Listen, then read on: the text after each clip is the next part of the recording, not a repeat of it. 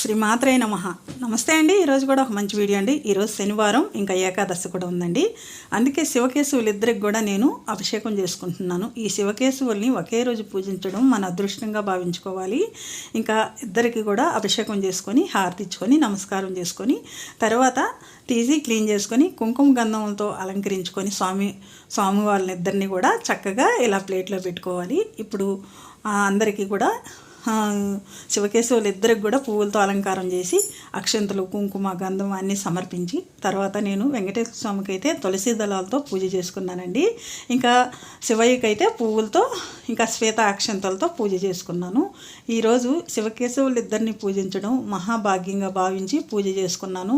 చాలా బాగుందండి. మనసుకి ప్రశాంతంగా మనస్ఫూర్తిగా చేసుకున్న పూజా విధానం సింపుల్గా నైవేద్యం ఇంకా తాంబూలం హారతి ఇచ్చి నమస్కారం చేసుకున్నాను.